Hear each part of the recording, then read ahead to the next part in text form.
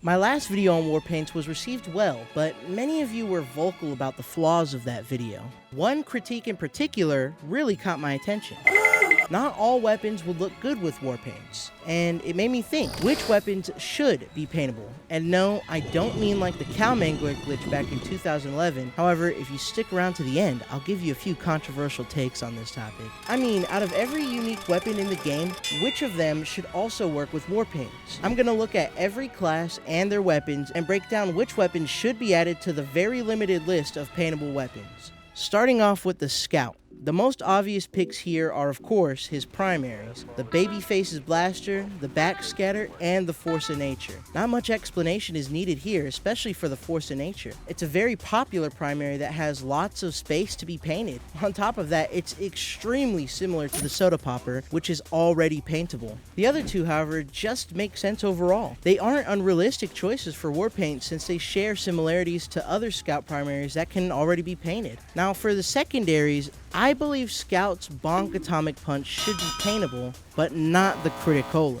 Let me explain. It'd be confusing to allow both to be paintable, but it'd be unfair to only allow one, except that one is already paintable. The Soda Popper has a Criticola can strapped to it that gets painted over when using Warpaints. So, in my opinion, it would be best to have the Bonk Atomic Punch be paintable just to keep it fair and overall less confusing. The Pretty Boy's Pocket Pistol is different enough in shape to be able to tell from my own point of view, but what about the enemy? Well, if I'm being honest, I feel like for any veteran player, it'd be easier to tell what weapon it is based off of how many shots were fired or the sound of the gun. But this doesn't apply to newer players, so to make things less confusing, the Pretty Boy's Pocket Pistol shouldn't be paintable. Plus, it looks better in black anyway. Don't even get me started on the Mad Milk. I don't want to think about having a shitty PNG just sloshing around in a jar flung at people. Well, now that I think about it, that might be pretty funny, I'm not gonna lie. I'll give it some thought, and maybe my opinion will change later on in the video. Finally, his melees. Honestly, there's many that I think should be paintable, but the three most obvious picks in my mind are the Stock Bat, the Fan of War, and the Rap Assassin. The Stock Bat needs no explanation, but the Fan of War I feel has so much potential with Warpaints. It's a giant flat surface just waiting to be painted on, like a canvas. And the Rap Assassin is literally a bunch of gift wrap, which looks like 90% of the Warpaints we have anyway, so why not? Arguments could be made for other melees, but I think the Sandman and the Atomizer would make things confusing, and I just don't see any potential for the Boston Basher, Candy Cane, or Sun on a Stick.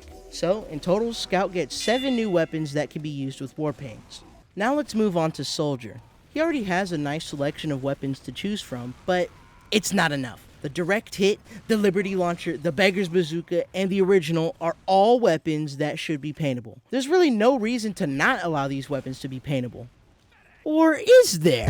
3 of the weapons mentioned are clear winners that should be paintable, but the Original is different because it's a promotional item. There are no other promotional items that can be painted, so why would this one be an exception? And it's a shame too because of the difference in where the rockets come from compared to stock. Deep down, I think the Original should be paintable, but realistically, it's something that I don't see happening ever. Moving on to his secondaries. Honestly, I think they did it right the first time. There's nothing else that really should be paintable. Good job, Valve. On the other hand, we have his melees, which they made the worst pick in my opinion. The Stock Shovel, the Market Gardener, the Escape Plan, and the Equalizer should all be paintable. And even though there are a lot of similarities between them, I have a couple ideas on how to prevent confusion. One of them being placement. Where would the war paint be applied to the item? For the Stock Shovel, it makes sense for it to have full coverage, but for the Market Gardener, you could paint the shovel end and the green accents, but leave the wood the same so you can tell them apart. The Escape Plan could have full coverage, whereas the Equalizer could have the handle and some parts chipped off the top due to the bloodstains that show that it's been used. This is just one idea of many that could be used to allow these weapons to be paintable. So, in the end, Soldier also gets 7 new paintable weapons. Next is Pyro, which already has 3 paintable primaries. Or does he? Technically, he has 3 due to the Dragon's Fury, but it's only usable with the Dragon Slayer Warpaint. I mean, they already got this far, so might as well let it work with all Warpaints. I also see no reason to not let the back burner be paintable, so we'll add it in there too. As for secondaries, the flare gun is the most obvious pick, and it's actually shocking that it wasn't a choice from the start. One pick that you guys may not agree with, though, is the gas passer. I think it'd look nice as like a label, like the Bonk Atomic Punch, but this time on a gas can. It'll also allow us to have a strange gas passer, so why not? As for melees, the stock axe should be there, and another controversial pick for me is the hot hand. I'm sure you've all seen oven mitts with crazy patterns before, so I think it'd be the perfect choice. And I also really need a strange hot hand for my SpongeBob Pyro loadout. So, in the end, Pyro gets 5.5 new paintable weapons. Demoman is the only class that won't get any new primaries because they already added all of them.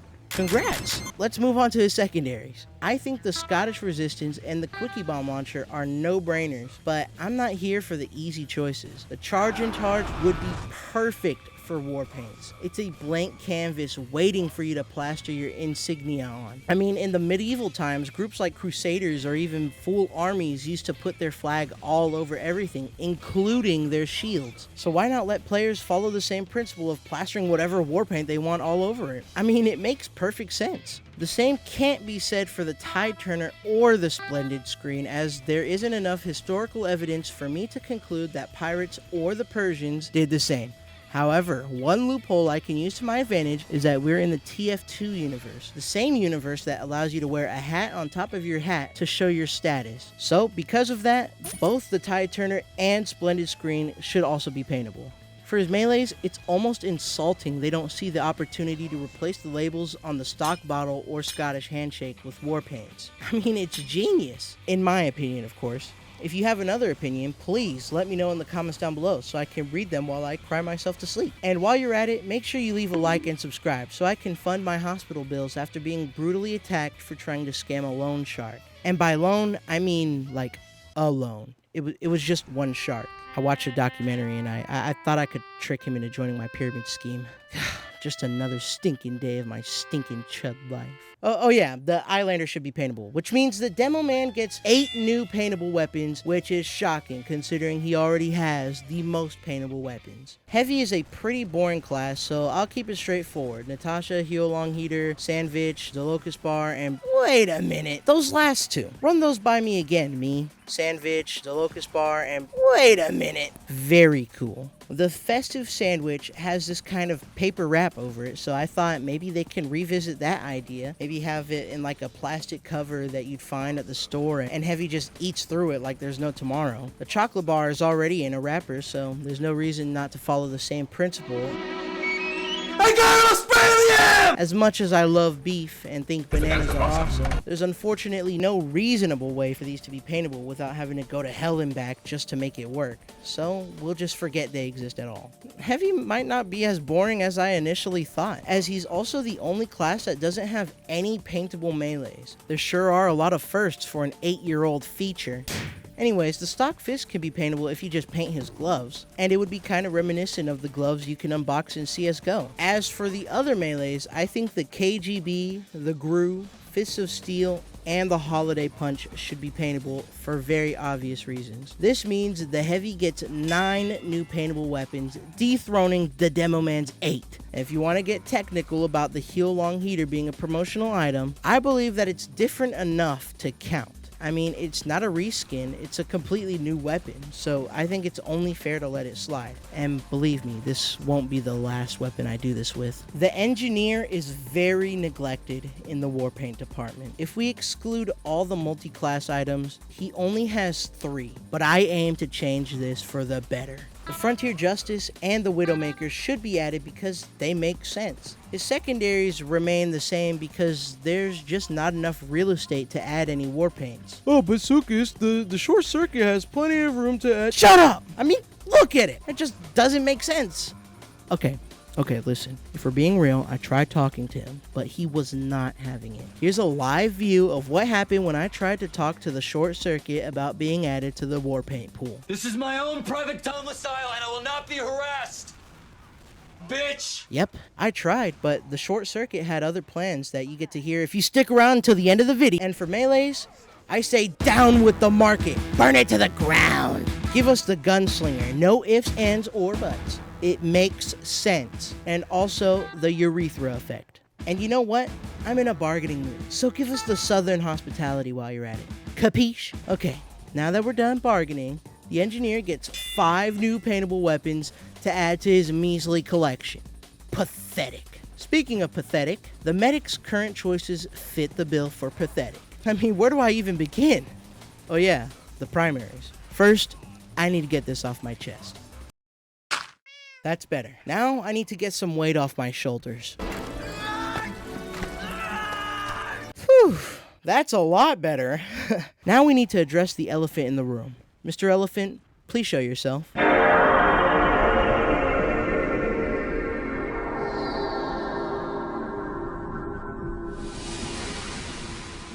Okay, now that we got that out of the way, there's something I need to confess. I was wrong. In my Warpaint video, I said all stock weapons should be paintable. However, I was wrong. The syringe gun is so shit, I have no idea where it would even paint. So for the first time ever, I was... Yep, guys, you heard it here first. This is the first time I was wrong about something ever in my whole life.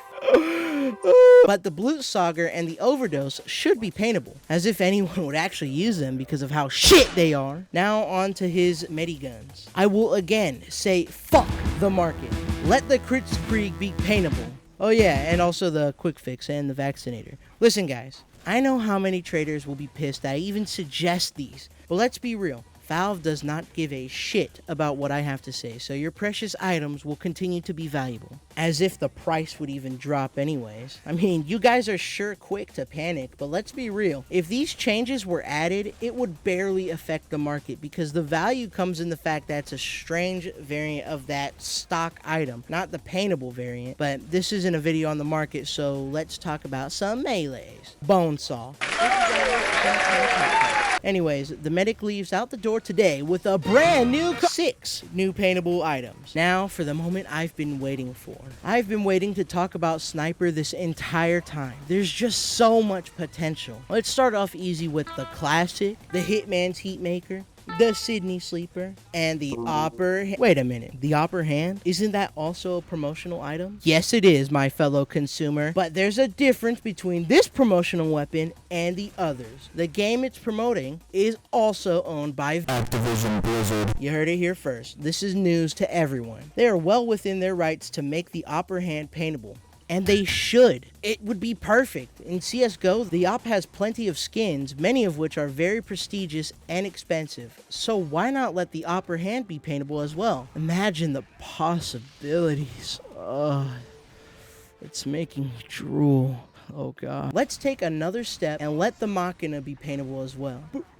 But it promotional item. I know can do that. Blah, blah, blah, blah, blah. Your solution? The Shooting Star. Don't hate the player, man. Hate the game. This would also mean the Capper or Geiger counter could theoretically be paintable, which would be cool, but let's slow down before things get too crazy. For secondaries, Cleaner's Carbine. Yeah. But what if we could have PNG PP jar that we throw at people? I'm just saying. It would be kind of neat. Now you have to go rewatch the whole video. Gotcha. The melees are as standard as it gets, so why not allow all the other 3 to be paintable? If you do that, this means the Sniper gets an epic 9 new paintable weapons. 10 if you include the Shooting Star. 11 if you include PNG PP in a jar. 12 if you're learning how to count. 13. Finally, the most neglected class when it comes to Warpaints. The Spy. He only has 2. Which is shameful. Shame on you, Valve. I request a free unusual of my choice for your wrongdoing.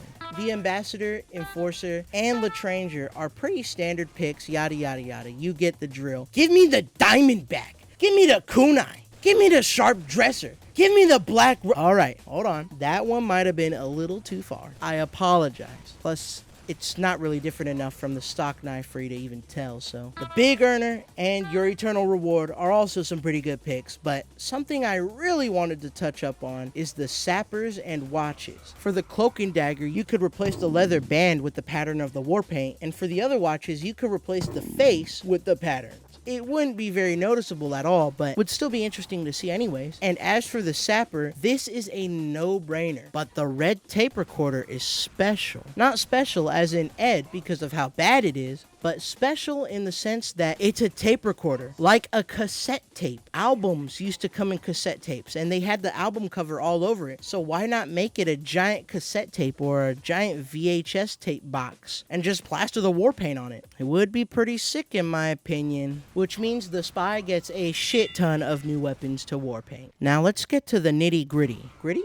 Right foot creep. So we mentioned what I meant by paintable early on in this video, but let's take a look at the other side of this coin. Actual paints. This made perfect sense for the cow mangler. I don't know why they took it away. It changed the color a bit and even made the projectile colors different, which was sick as hell. So let's assume Valve never patched this and made it a real feature. Which weapons would be paintable? Let's also assume this feature only works with team paints, so people can't go around tricking each other that they're on the other team. I specifically didn't mention certain weapons throughout this video because they all share something in common with the cow mangler, except for two. The jumpers are harmless and should be paintable. End of story. The bison, the flog, the napalmer, the man melter, the robo sandwich, the Pomson, the short circuit, the wrangler, and the bat saber are all high-tech futuristic kind of weapons that have hints of color spread throughout them. Some more than others, of course, but still. If the only thing being changed is the color on the weapon and the color of the projectile, I think these weapons are the perfect candidates for such a thing. All of these weapons would look ugly if they had war paints, but they need some love too, so make them compatible with regular paints. I already know some of you are just itching to kill me for mentioning the bat saber and the robo sandwich, which is exactly why I mentioned them. If you have your own thoughts and opinions on this topic, please let me know in the comments down below or join my Discord linked in the description. Thanks for watching. Because bananas are awesome.